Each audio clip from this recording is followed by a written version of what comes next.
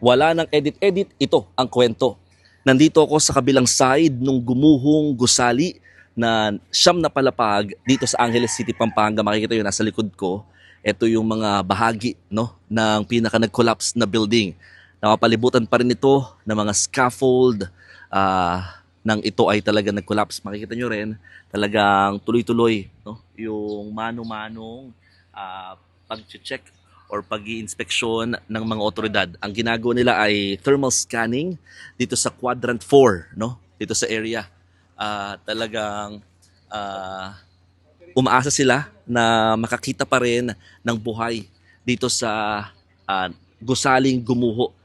Yung katabi niya, yan yung Ursu Hotel, House and Restaurant kung saan nakita yung Malaysian National kahapon. Makikita nyo talagang almost 1/4 ng building ang talagang nasira matapos bumagsak itong pinaka gusali. So hindi lang yung pinaka gusali ang naapektuhan, may mga bahay din na affected at saka iba pang parts dito sa lugar, no?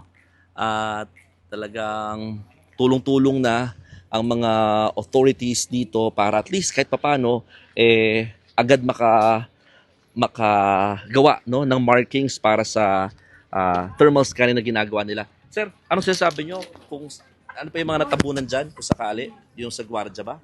Opo, yung mga gwardiya po, nandiyan po yung gwardiya po. Yung mga kasama po namin, nandiyan po. Dyan sila nagstay na talaga. Opo. Anong floor sila nagstay dyan? Nandiyan po sa second floor po. Yung ano po, second floor po, pag hindi po yung nasira yung second floor, buhay sila. Pero pag nasira yun, wala na po. Yung gwardiya sa nakapwesto dyan? Diyan lang po sa ano dyan, yung tinatayan na ng mga ano dyan, dyan po. Yung sakali kasi mga kapatid, yung gwardiya, siya yung may access nung at least yung logbook ba. So malalaman na rin talaga. Sunod-sunod na yon, no? Ito kasi, si Sir ay construction worker ka dito. Ilang floors ba yung ginagawa niyo na dyan? 11th floor po.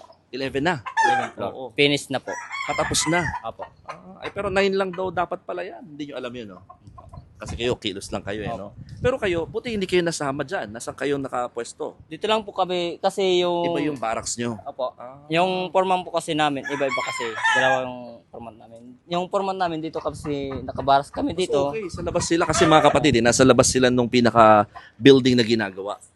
Mm. So dito kayo, dito lang sa... Opo. Doon Tabing kami bahay. po, doon. Doon yung ng gwardiya ng ano po. Doon po kami doon, banda doon. Kaya ligtas po kami. Yung kawawa po, nando sa ilalim ng building. Yung mga kamag-anak nila, mga anak. May kasama pa sila mga pamilya. Opo. Pwede ba yun? Pa. Pwede ba yun? Nandun po yung mga ano yung asawa, pamilya na po. Nandun. Pati yung baby nandun sa loob. Di baka hindi lang 17 ang binibilang natin dito. Iwan ko lang po. Basta yung ano ko lang, sinasabi. Gano'ng karami ba yung mga nakatira doon? Sa... Mga nasa 19 o 20. So same ngayon. Apo. Sige. Nung oras na yun, ano nangyari sa... Ano nangyari po yung madaling araw po, alas 2. Yung umihi po ako, ng gabi na yung alas 2. Sisiyar sana ako sa building. Buti nga, yung tiyan ko, huminto, parang naiihi na ako. Umihi muna ako sa gitna yan dyan. Oo. Parang nawala yung sakit ng tiyan ko, pag-ihi ko, bumalik na ako, higa na ako sa baras ko. Biglang... Pagbalik ko, bigla nang bumagsak. Kung hindi ako ng ano, wala kang narinig na kahit anong malakas na tunog parang lindom po. nung bumabagsak na siya. Opo. Wala na ako nakita ng daanan ko yun sa baras ko. Wala na ako alikabok na po. Pero matibay na may pagkakagawa ninyo dito sa building. Opo naman. Matibay naman. Kasi parang sinasabi nila, bakit nga gumuho eh. Kaya nga po, yung ano namin. Bakit ganun po? Nung ano, nangyari po. Masakit po sa amin, ganun yan nangyari. Masakit po sa amin. Ano pangalan mo? Jim po. Jim Boy. Thank you, Jim Boy. Kasi po, Si Jim Boy, mga kapatid, isa sa mga construction worker din. Pero nandun sila sa kabilang barracks na natutulog or nag-stay. Unlike yung ibang mga sinasabi natin na nawawala pa, nandun sila sa loob mismo.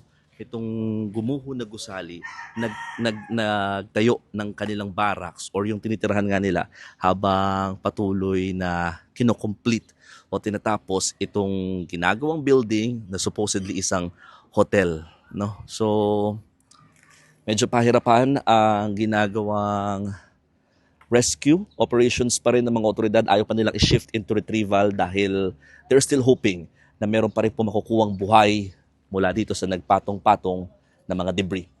O paano? Ako po si Mon Gualvez ng News 5 at yan ang aking istorya ngayong araw.